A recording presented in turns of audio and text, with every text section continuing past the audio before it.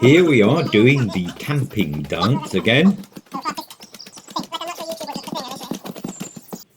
ahead of the arrival of Pat Joe and his concrete mixer.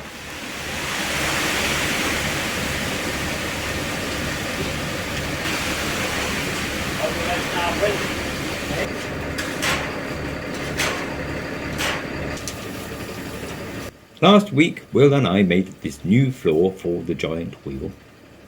Look at that, so level. And this week, after many weeks of designing and building, we're moving it to its new home. So exciting. Ashley joined us for the big move. Of course, the wheel was made in the workshop, where I could weld it together and try things out.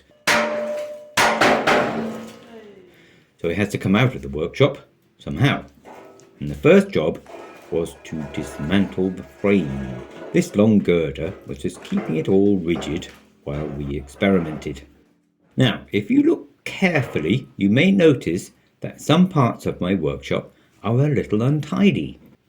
I can't imagine how that happened, but in my defense, there is always something more exciting to do than tidying up. I was thinking perhaps I'd do a little clearing up sometime, just as soon as the exciting things stop happening. Okay, good. We've got 2 safety devices there.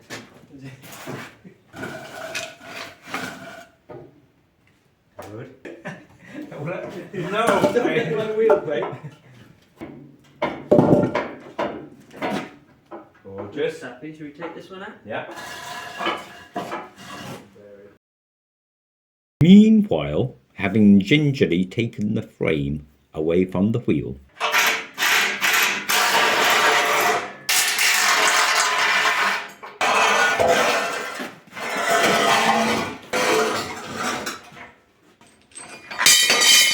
there's lots of them.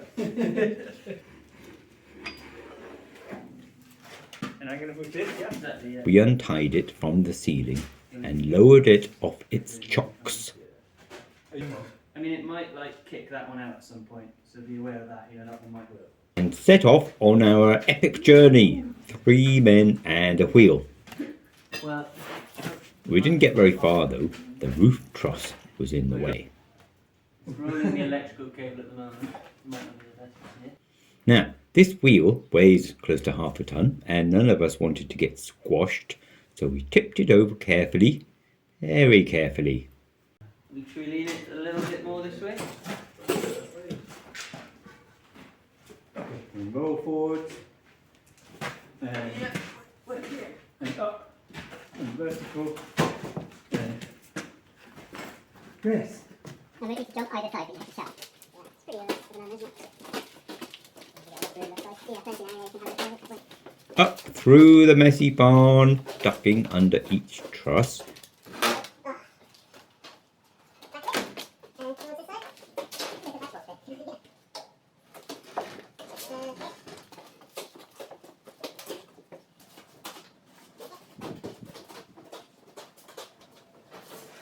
Till we reached the biggest obstacle, the doorway.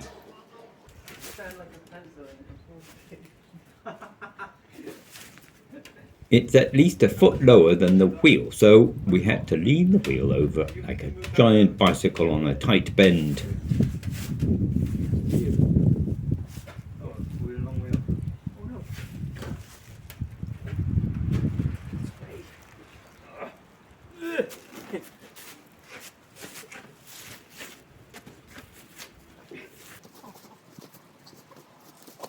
That was the hardest bit. After that, we forged ahead.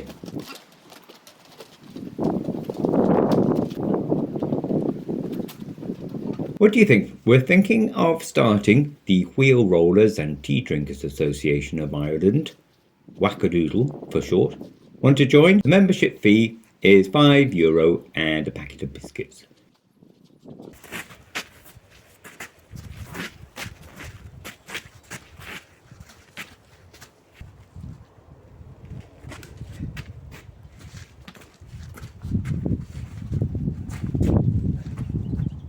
Look, we made it into the engine shed.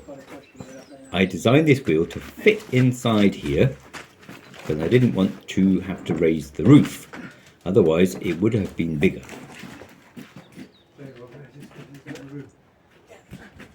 Yeah, good. Whoa! Hey, quick.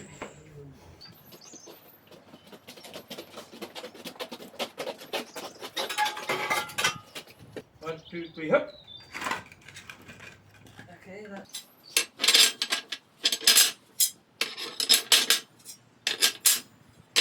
Ready again? Okay.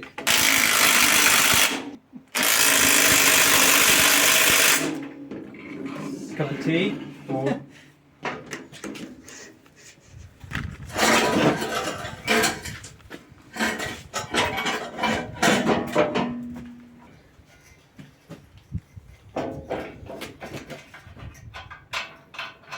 Yep, second one on. Get up right. Okay.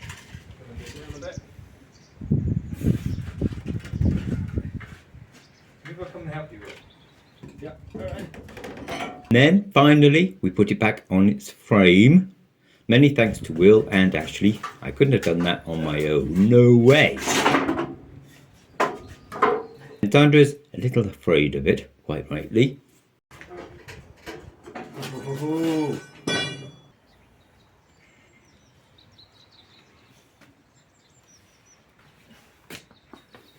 Now, someone whose name I'm afraid I've forgotten sent me this flat belt from Germany a few years ago now. It inspired me to make this wheel in the first place, so thank you, kind sir. It's long enough to go right around the wheel and the pulley on the engine, but will it stay on? That's what's been keeping me awake lately. The crown on the big wheel should help keep it centered, but only within limits, obviously. And the engine pulley is flat and has no crown. So it's a worry. And before I can test it, I have to make some sort of third wheel to act as a clutch. Something to tighten and loosen the belt. So tune in next time to see if I can make something that works. It is proving trickier than I'd expected, so I'll be watching with interest anyway.